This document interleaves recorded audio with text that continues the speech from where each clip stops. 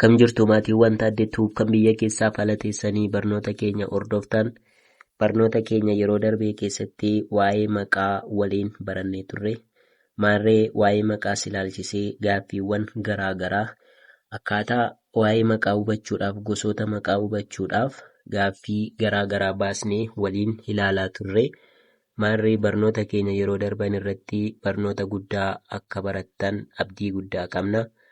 Maarree ammallee kan isinirraa eegamu warra maatii keenya hin taaneef yuutuubii keenya sheer gochuudhaan bira akka nuuf qaqqabsiistan gamanumaan dhaamsa keenya, akkasumas immoo warri maatii keenya taatan maatii ta'uu qofti gahaa waan hin taaneef barnoota nuti isiniif qoonnu kana kallattumaan qubee kaastanii amma viidiyoo hojjenne kanaatti barnoota nuti isiniif qoonne sana tokko viidiyoo darbanii ilaaltanii barnoota guddaa akka irraa barattan gamanaan dhaamsa keenya. Sababni isaas namoonni barnoota afaan Oromoo keessattiyyuu immoo dandeettiiwwan afaanii arfan kana jechuun barreessuu, dubbisuu, dhaga'uu, dubbachuu warra jedhaman keessattuu namoonni dubbachuu fi dhaga'uu danda'anii barreessuu fi dubbisuu hin dandeenyeef yuutuubiin kun shoora olaanaa waan taphatuuf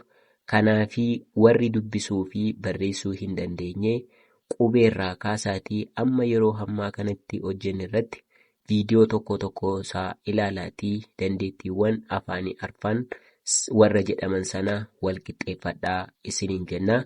Sababni isaa yoo viidiyoo qubeerraa kaastanii jecha hojjenneerraa himas hojjenneerraa qubee adda baasnee jalqabumayyuu qubee walitti finnee sagalee goonee sagaleef sagalee walitti finnee jecha goonee jechaaf jecha walitti finnee hima goonee himaaf hima walitti finnee immoo keeyyata galuuf jechaa jirraa. Haa ta'us immoo utuu gara keeyyataan naqeen barnoota afaan Oromoo keessatti namni tokko maal hubachuu qaba, akka beekumsa waliigalaatti maal beekuu akka qabuu fi utuu keeyyataan hin ga'iin taaddeentuuf barnoota gosoota garaa garaa afaan Oromoo irratti ilaalchisuudhaan wantoota garaa garaa hojjetee jira.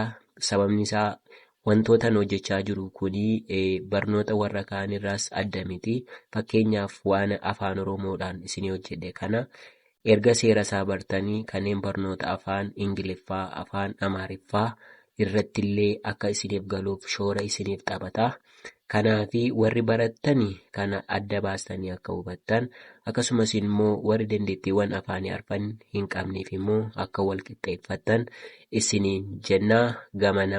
Gamanaan maatii keenya ta'uu qofti gahaa waan hin taaneef sababa kanaaf isiniin jedheetanii kanaaf qubeerraa kaasaatti amma yoonaatti viidiyoo hojjenne tokko viidiyoo hojjenne sana irra deebi'aa ilaalaa isiniin jennaa. Har'a mata duree haaraa kan waliin eegallu mata duree gaalee jedhamu. Barnoota afaan Oromoo keessatti gaaleen maalidha? Gosoonni gaalee kun immoo maal faadha? Gaalee kana maaliif fayyadamna? Eessatti fayyadamna? Namni tokko waa'ee gaalee akkamitti beekuu qaba? Eessatti fayyadamna? Ka jedhu gaaleemti jedhamtu kun immoo maal jechuudha? Ka jedhu waliin ilaallaa. Mata dureen keenyarraa waa'ee gaalee ka jedhudha. Gaalee inni jedhu kunoo halluu magariisaan kan asirratti barraa'ee jirudha. Gaalee jedha. Kun immoo sirna tuqaalee keessaatii waa'ee tuqlamee hojjennee turre. Tuqlamee sirna tuqaaleellee bareechee isinii hojjedheen jira. Kanaafi waa'ee sirna tuqaaleellee viidiyoo darban irraa hojjedhaa. Hordofaatii barumsa irraa argadhaan isiniin jedhaa. Kanaaf gaaleen maali? Ka jedhuu fi gaalee kajana akkamitti ilaallaa? Gaaleen caaseffama himaa keessatti qaama himaa yoo ta'u, jecha yookiin garee jechootaa kan hojii tokkoof dhaabbatanii fi akka qaama tokkootti tajaajilanidha jechuudha. Gaaleen kun maallaa? Caaseffama maaliiti? Gaaleen caaseffama himaa keessatti, hima jecha miti, hima keessatti jechuudha. Kanaaf gaaleen caaseffama himaa keessatti qaama himaa yoo ta'u, jecha yookiin garee jechootaa kan hojii tokkoof dhaabbatanii fi akka qaama tokkootti tajaajilanidha jedha. Maaltu? Gaaleenii jechuudha. Gaaleen maalidha jedhamtanii yoo gaafatamtanii gama barattootaanii jechuudha. Barattoonni gaaliin kun maala jedhamtanii mana barnootaatti yoo gaafatamtan yookiin qormaata yookiin abbaltii garaagaraa irratti yoo isinii dhufe gaaleen maalii jedhee barsiisaan isin gaafachuu danda'a.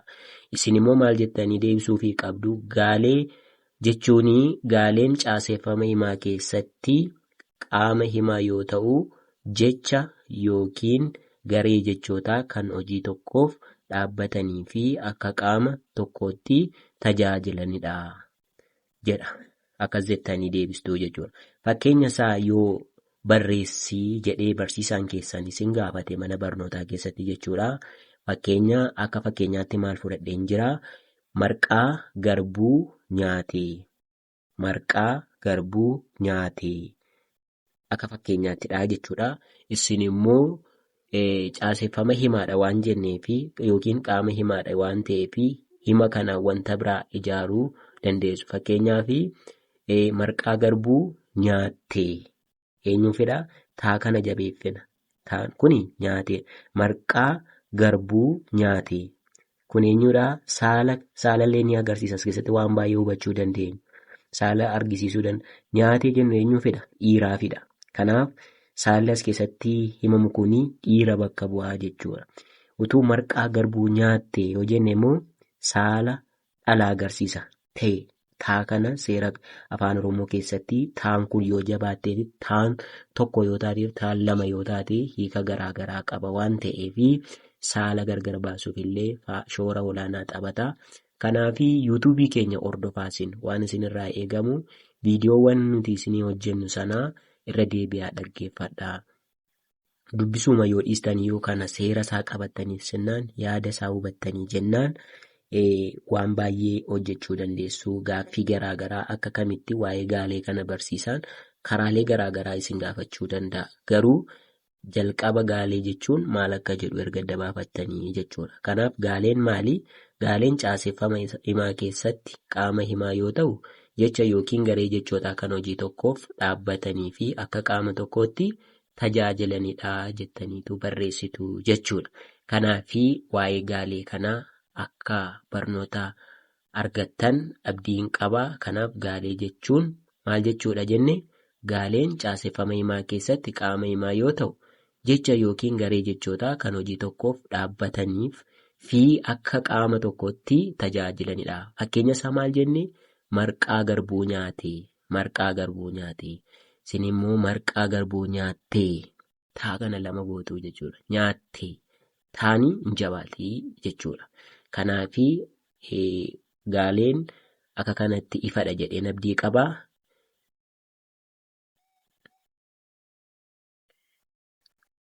Egaa hiika gaalee erga ilaallee booda hiikii gaalee ifa akka ta'e abdii guddaa qabna. Kanaaf gaalee maal akka ta'e isin ibsuu yaaleen jira. Isin immoo hiika gaalee sana barreessi yoo jedhamtanii yookiin gaaffii dhugaaf soba jechuu keessatti yookiin bakka duwwaafaa jedhee faallee isin gaafachuu danda'anillee isin gaafachuuf ni jira. Kanaaf garuu waa'ee gaalee sirriitti hubadhaa. Mee gaaleen kun immoo meeqatu jiru afaan Oromoo keessatti? Duraan maqaallee garee 5tti qoonnee turre miti? Maqaa afaan Oromoo keessatti bakka gurguddaa 5tti qoonnee turre. Waa'ee maqaa kana gadi fageenyaan isinii hojjedheen jira. Deemaatii dhaqaa ilaalaan isiniin jedha. Kanaaf har'ammoo kan waliin ilaallu gosoota gaalee. Gaaleen illee gosa qabaa jechuudha. Gosoota gaalee afaan Oromoo keessatti. Maallaa gosoota gaalee afaan Oromoo. Afaan Oromoo keessatti gaaleen bakka 4tti qoodama. Afaan Oromoo keessatti gaaleen bakka meeqatti qoodama? Akka hin daganne bakka gurguddaa 4tti qoodama jechuudha. Maaltu gaaleen? Kanaaf barsiisaan gaalee meeqa yoo isiniin jedhe, gosti gaalee meeqa yoo isiniin jedhe 4tti qoodama. Isaanis eenyu faadhaa? Tokkoffaan gaalee maqaa, gaalee maqibsaa, gaalee durduubee, gaalee gochimaa jedhamanii qoodamu. Yeroo isinii deebi'a. Afaan Oromoo keessatti gaaleen bakka 4tti qoodama. Tokkoffaa gaalee maqaa, lamaffaa gaalee maqibsaa, sadaffaa gaalee durduubee, arfaffaa gaalee gochimaa jedhamu.